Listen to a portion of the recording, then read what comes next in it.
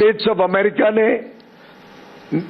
भारत के साथ अपने संबंधों को और मजबूत बनाने के दृष्टिकोण से जो बायलैटरल ट्रेड एग्रीमेंट का पहला अंश अब तय किया है, उसके तहत 50% की जो रेसिप्रोकल टैरिफ भारत के निर्यात के ऊपर अमेरिका में लगती थी, वो अब 50% से घटकर मात्र 18% लगेगी।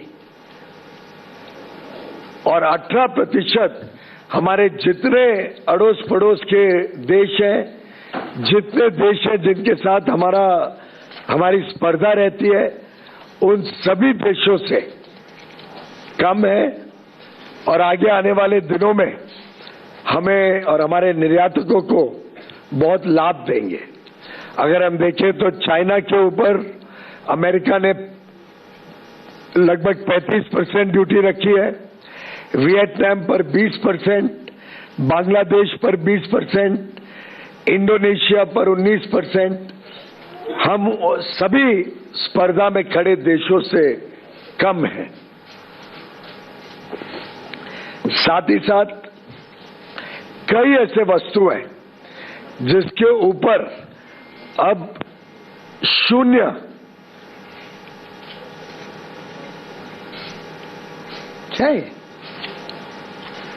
शून्य ड्यूटी लगेगी जब हमारे निर्यातक अमेरिका में, यूनाइटेड स्टेट्स ऑफ अमेरिका में सामान भेजेंगे।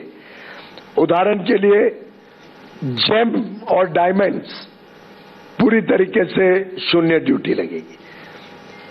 फार्मास्यूटिकल प्रोडक्ट्स, जो भारत से दवाइयां बड़े रूप में जाती हैं, लगभग $13 बिलियन की, उस पे शून्य ड्यूटी लगेगी। स्मार्टफोन्स जो भारत से बड़े रूप में अमेरिका जाते हैं, उसमें आगे भी चलकर शून्य ड्यूटी ही लगी रहेगी। इस प्रकार से ढेर सारी ऐसी वस्तु हैं जिन पर आगे चलकर शून्य ड्यूटी लगेगी।